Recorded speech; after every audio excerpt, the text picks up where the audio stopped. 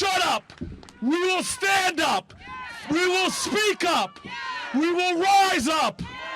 It is time, as the African spiritual says, for us to lift every voice. What we not gonna do is stand around while they pull this that they trying to pull right now. We have got to tell Elon Musk, nobody elected your ass. We are gonna fight this fight. I am gonna stand with you in this fight. I am so tired of these billionaire boys and their grubby little hands grabbing at everything. Damn it, shut down the city. We are at war. There is an economic coup happening right here in the Treasury. Without USAID, people will starve, they say. Without USAID, people will die, they say. What if those funds that were supposed to be going to help the needy, the starving, and the impoverished were in fact going to people, agencies, and institutions that did not, in fact, work to improve the lives of anyone but maybe themselves? Magatte Wade is an African prosperity activist, a true philanthropist, and she is sick and tired of the BS. She testified about this very thing this week, and she brought the House down. Something similar to what you guys would call here the Freedom Cities in America. And I have been doing business, obviously, both in Africa as in the US. In the US, in the states of California, Texas, and New York. Mr. Raskin, your words earlier really worried me, and I will tell you why. When you say we are here, and we should be here to talk about Mr. Elon Musk and all the unconstitutional things that he's doing, and you said we shouldn't be here to talk about regulation or anything like that, first of all, I want to say, then why did you have me here? As an entrepreneur, my time is valuable. I came here because I thought we were going to talk about the regulatory state and why it matters. So you need to make up your mind on that. And I'm deeply offended by what you said there. And furthermore, I would tell you why I came when I was invited to speak on this. Because right now, everybody in this country, these issues of regulation, overregulation, has been made into a matter of partisanship. Are you from the left or are you from the right? I don't care. Because where I come from, the overregulation causes us to be where we are. My continent, Africa, is the poorest region in the world today because it happens to be the most overregulated region in the world. I am so honored to have the wonderful Prospera Africa co-founder Magatte Wade with me now. I am truly honored to have you, and I want to tell you where I first saw a clip. I saw Justine Bateman post on X a clip of you before the testimony, before you got the congressional attention, and I thought, listen, we need to expose this, and this is the person that's going to do it. And then I saw you testify, and I was so honored that you took the time with me today.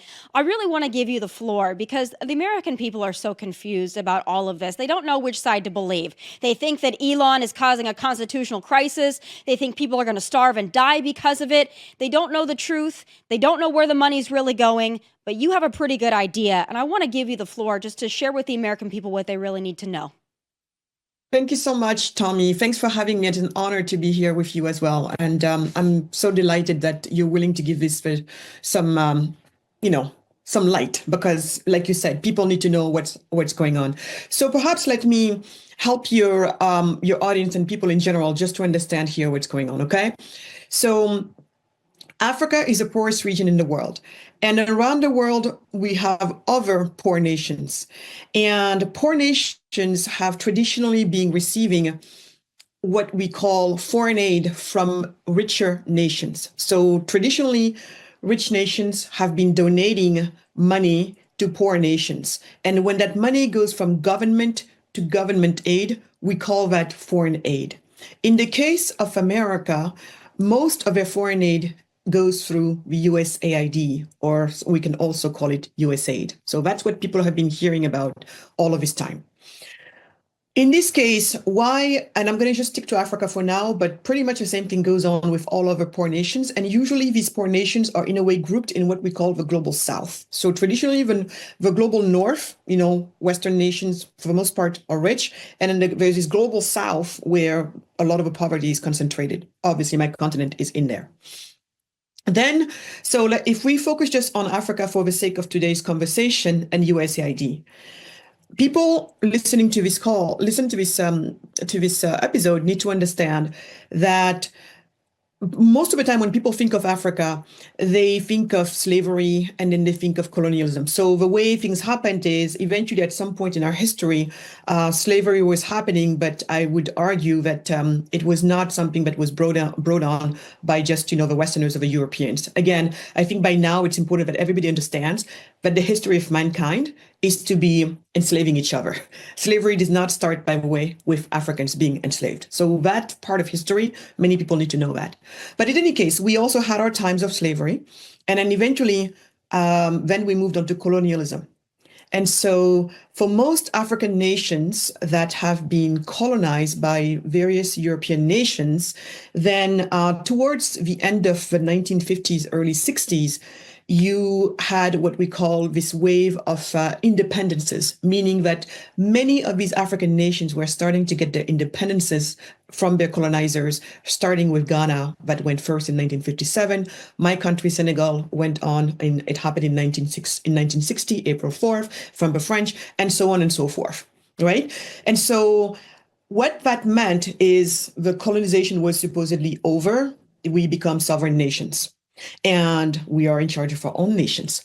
But the problem that happened back then was during those times of African liberation, the problem you had is around those same times, the African liberators, you could call them the fathers of African liberation, they have been basically getting closer and closer to the Marxist socialists of their days. Because back in those days, it was the Marxists who had been fighting for racial equality, which is a good thing. But that was pretty much the only good thing that the Marxists were, fighting for. And so when you had that issue of them fighting for racial equality, the African fighters for liberation and freedom, joined their forces to them, because at that time, you had two great ideologies combating each other. On one side, the West promoting freedom, and the economic system it was promoting was capitalism, facing off with the East, promoting various forms of statism. And so at that point, many African leaders of the time said, okay, the West is fighting off with the East. Given that the West is the one that has colonized us, we're certainly not going to side with them. So whatever it is that they're for, we're going to be against. And on top of that, it's these Marxists that are traditionally on the Eastern Bloc that have been on our side. So we're going to side with Marxism. So the reason why I bring this up is because it's important. In that very crucial time in our history where we're at a fork, which way do we go? Because of various reasons, we chose to attach our fate to the concept of Marxism, socialism. And eventually, as you and I know, Tomi, anybody who goes for socialism and Marxism, you pretty much are not going to have much to show for in the way of prosperity building. And so this is what has been following many African nations to the point that today, my continent is the poorest in the world. Now, here comes the US. They take a look at all of this and they're like, gee, man, this country is so poor. We got to do something. And American citizens also, we got to do something. You see the poor child, starving, emaciated from Ethiopia. I think many of us remember that this famous picture of the child completely emaciated on this barren land with a vulture literally waiting for it to die so it can feed off of it. And so you can imagine, people are good people. Nobody can see this without a reaction. So between that and many other images like that, but by the way, the aid industry likes to use, the NGOs, non-governmental organizations like to use in order to raise money, because they tap straight into your heart, because most of us have a heart. They tap exactly where it's gonna get you. And so the US said, okay, we're also going to be giving money. I'm making it very simple so everybody can follow here. So then the US through USAID, depending on how you want to say it, but you can say it both ways, USAID or USAID, it's its main vessel to send government aid from the US to the various governments, in this case in Africa. Okay, and that money is your taxes, Tomi, my taxes, and every American taxpayer's money. Okay, so we are paying for this. Now, it could be all good and nice if most of the money was going to the people that it's supposed to go to, but it is not. And we've been trying to raise the alarm bell for the past 15 years, 1-5. And the reason why is because when you're on the ground, take myself, my country, Senegal. Tommy, imagine if Park Avenue or Fifth Avenue in New York City, one of the most expensive, if it's not the most expensive avenue in New York City, Fifth Avenue. Imagine you were walking down on Fifth Avenue and it's lined up with UNESCO. It's lined up with what do you call it? It's lined up with World Food Program. It's lined up with all of these NGOs that you know of, and they all have buildings, offices on this most expensive, avenue in the country. Well, that's the case in my country, Senegal. And I would argue it's the same thing pretty much everywhere. You go to Uganda, this area called Kololo. All of these areas is where the aid workers, the people who basically have built careers in the aid industry, there's no other way to call it, they live in these fancy, most posh areas of town, and they work in these fancy, most posh areas of town. You and I would look at it and be like, how come if you're a nonprofit, you are in places like this? You would expect that from big banks, maybe big companies, something that's making money, right? And it's somehow justified. But in this case, that's what you would see. And we see these big SUVs, we see entire families who have one nanny per child provided by you and I. They get to have, business class airfare ticket to go back home at least once a year because, paid by you and I. They go to fancy lavish parties. Basically, it seems like their lives are all about parties. So those of us on the ground, we see that a lot. Now, does it mean that there are not some of the programs that are actually doing good and really helping people? For example, people right now laying on hospital beds and needing HIV medication or any other type of, especially in the medical field. Yes, some of those programs, are happening and they're helping, but I would argue that they're probably not the majority of what our aid money is doing. And so those are just examples of where we see the money going. We could have told everybody there's a humongous waste. And then you have all of these stupid programs that they try to force us into that lead to nowhere. We all know it. But you know what? If you don't do what they say, what they ask you to do, then you're not going to get the funding. And literally, these people get to control what is it that as a nation we get to work on or not. And it's very easy to know what is the agenda of the day. If you want to know what is the agenda of the day, ask the young people who are trying to, enter even an entrepreneurship competition. Whether it's an entrepreneurship competition or anything like that, you'll see people, everybody's going to come in one year and it's all going to be about the climate. Climate change. So we have to go for, renewables or solar panels.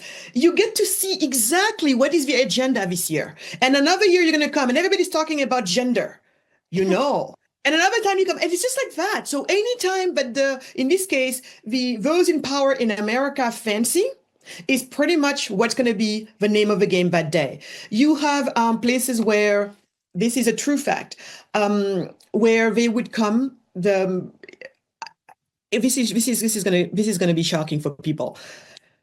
So I will ask if she's willing to give her name, but I'll just give you an example of what I was told. So there is a president in a Central American nation who was told by Kamala Harris herself back in the days.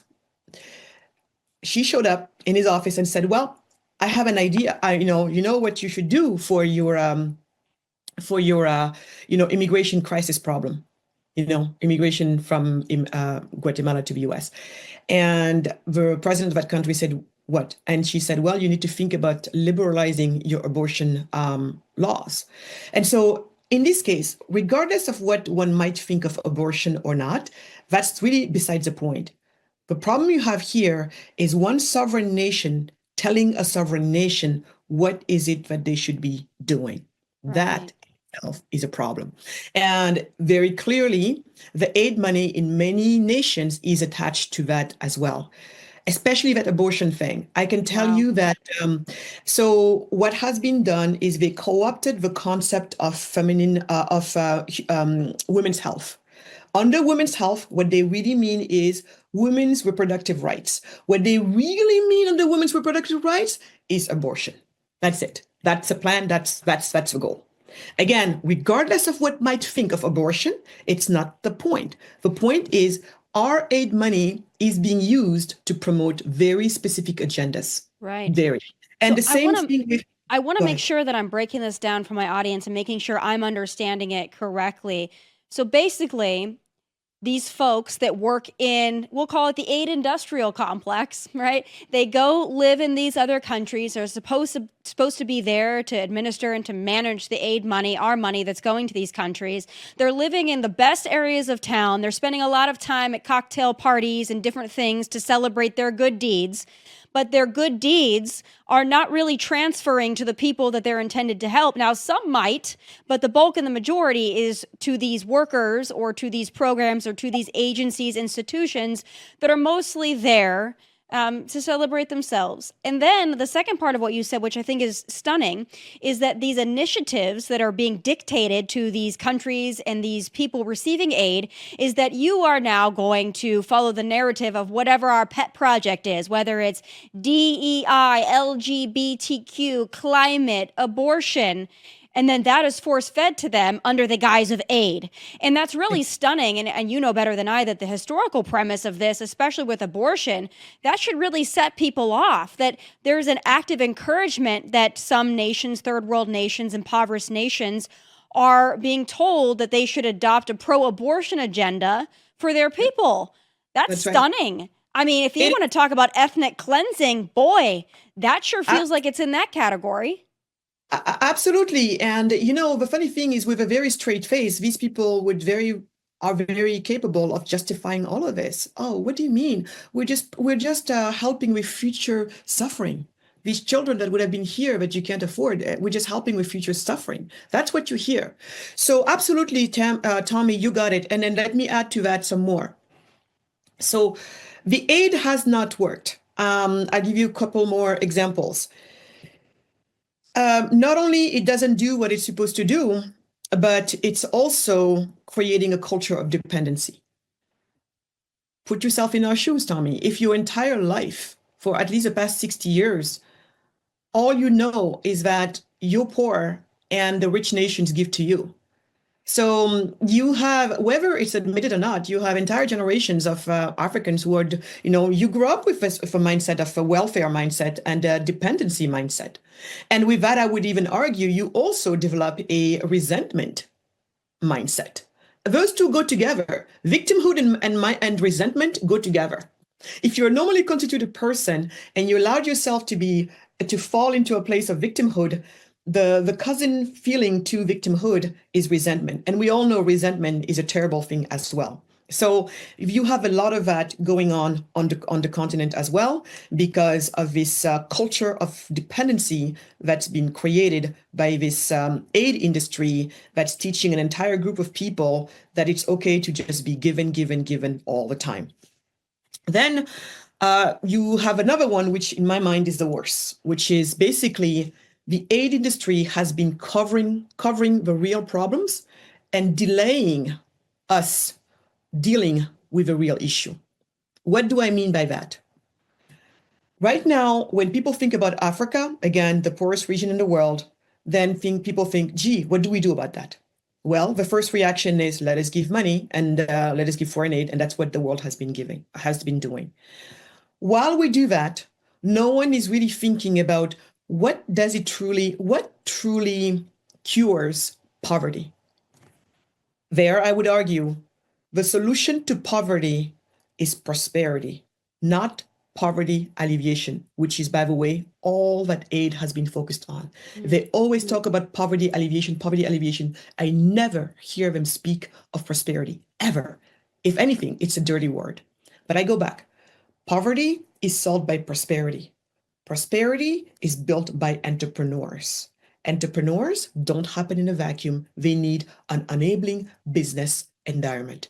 When you look there at that business environment that entrepreneurs need in order to thrive, you realize that Africa has the worst African nations in general. This is like when Africa almost becomes a village, we share the same problem for the most part. We have the worst business environments that man could ever have invented. And no one speaks of that. Especially the people in the aid industry happen for the many part of them to be anti-capitalist, to be anti-business. So why do you think that is? Is it a control mechanism? Because we know in the United States, in any country, when you're subsidizing somebody, you make them dependent upon the government or an entity, then they are so dependent on that they give up their freedom in return for that dependency, that care. And so they no longer have ambition because they simply want to be taken care of. But then they exchange that for their autonomy, their independence, their ability to accomplish and achieve. And it sounds like Africa is the biggest example of that. You've got a nation that's rich in resources, that's rich, what I would assume, with innovation and people who are quite capable, but they've been told for 60 years that the best they can do is receive aid. And so they're not realizing their potential. And we know that it's not just America, it's also China that's very much in that game as well, with the influence on that continent. China very much wants to, take Africa and have heavy influence in that continent. So you talked too about overregulation. I believe that inhibiting a continent's ability to utilize fossil fuels is a big regulation that's unfair. The Western world used fossil fuels to become prosperous, but that we're teaching a climate change message to third world nations that could use fossil fuels to innovate. So what part of the regulation conversation needs to happen here? Because I think a lot of people are unfamiliar with it.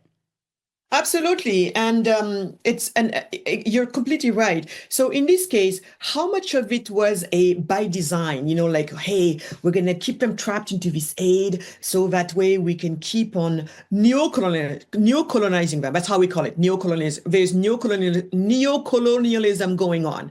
And but neocolonialism happens simply because we remain poor. So again, I don't know how much of that was by design, but it is definitely the result of all of this aid. And it's easy. He who makes the gold, makes the rules. That's the nature of the game.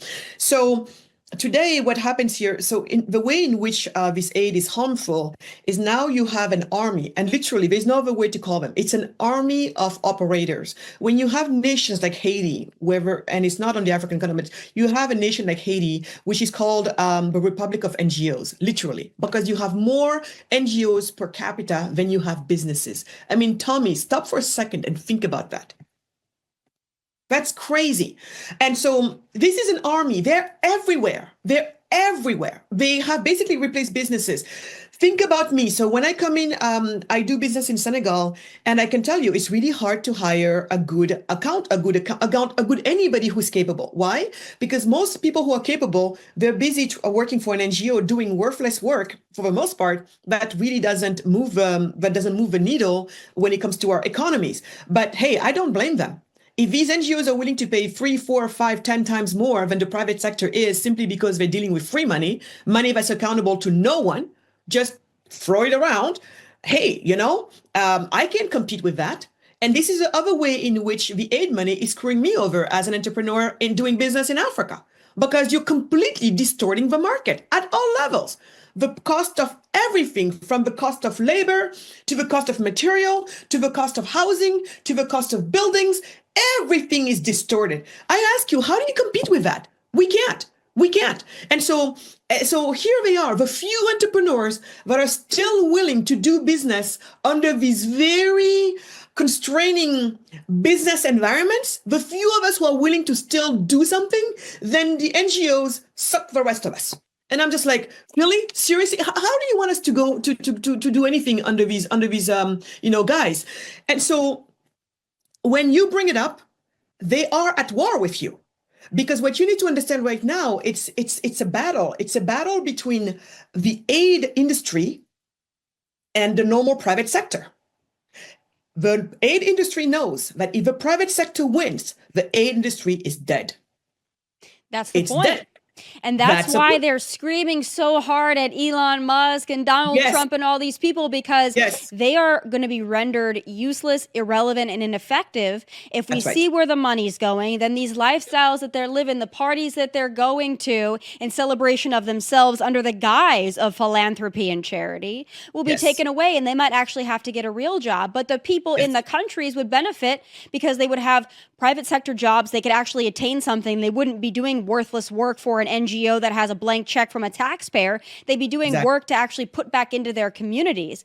This is Exactly. amazing here. So Exactly. in closing all this up, I loved your testimony. I think it was so powerful. I wish more people would listen to you. But when Thank you you. see these American Congress people, when you see how loudly they're shrieking about this, and they're using poverty and they're using death and sickness as a way to garner support for USAID and for against Elon Musk and Donald Trump, what's your response to this, and what do you wish these people would understand? I would ask Americans to not fall for it and be the smart people that I know that they are. Just like I told Republican Representative Raskin yesterday, we have to keep our eye on the ball.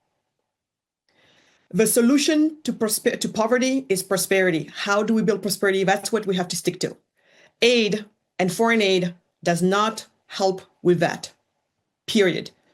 Does it mean that we should not be able to help finance a few, some health-related clinics and initiatives? Absolutely. I believe we can still do that. We just have to be a little bit more, we have to be a little bit more careful there. And it's possible to separate, the good from the bad, especially when there's not that much good in the first place. Anyway, it's easy we should just take it out, keep funding that's fine. But the rest of it, we have to become monomaniacal about what does it do to build prosperity. And we know that it's entrepreneurship that's going to do that, but entrepreneurs need a good business environment. And this is what I would love to see the US focus on when it comes to its relationships with Africa. Work with us with initiatives like Prospera Africa, where we're basically trying to create these zones where we're literally bootstrapping good governance and world-class business environments in nations that otherwise lack it, which leads their people to poverty. And when they're poor, the rest of us have to cobble up our money and try to send it to them to help them. While we do that, many people in the process are helping themselves, and the poor stay where they are and nothing is happening. So I would tell the American people, keep your eye on the ball. The enemy here is poverty. And the way we fix poverty is through achieving prosperity done by entrepreneurs. Entrepreneurs need a business environment. That's the reason why I was telling Mr. Raskin yesterday that he really needs to pay attention to this issue of overregulation, because overregulation kills entrepreneurs. And when entrepreneurs cannot do the job, your nation is going to become poor. I don't care how rich you are today. This is not a given. It seemed as though he was uninterested in hearing your discussion about that, which is really unfortunate. In closing here, because what you've said is so illuminating, if you were able to talk to Elon Musk, what would you tell him? It's very simple. And he should know about this, because here in America, they're talking about this concept of freedom cities. Well, that's literally what we're building in Africa. Freedom cities. These are next generation special economic zones that have their own law, their own governance when it comes to the business environment only, because unlike the aid industry, we're not there to tell countries how to live their lives when it comes to family law, immigration law, defense law, any of that. That's a privy of a sovereign nation. But here we're saying that insofar as the poverty of your nation is caused primarily by your bad regulation, by your overregulation, which chokes your wealth creators, we are going to tackle that problem together with you through these zones. So what I would tell Elon Musk and anybody in America that is serious about truly supporting Africa is that they have to work with us to make these type of zones, or at least focus on the business class environments of African nations, make that the focus. And the beauty of it is it requires zero money from the American taxpayer. Wow. Zero. So that's what I would tell them. And we're here, we're doing it. We have great teams. And this is the future. It is a future not only for Africa, but it will also be the future for America. Because even in America, by now, you have millions and millions and millions of laws and regulations that are piled on top of each other. DOGE will do a great job of eliminating of as many of them as possible. But at some point, the house is just too crooked for you to just rely on removing a few bad things. At some point, you got to give yourself a chance to start over. So competitive jurisdictions is what the founding fathers were going for. It has been chipped away over time by the Supreme Court and other institutions of this country. At this point, things are so muddy and so cumbersome that I would argue that one of the fastest ways for us here, at least in America, to clean this up is, yes, DOGE on one side, but DOGE on steroid in these freedom cities, these zones where you get to introduce something called the general repealer, which is a tool that allows you to basically start fresh when it comes to the commercial laws that are going to rule that land.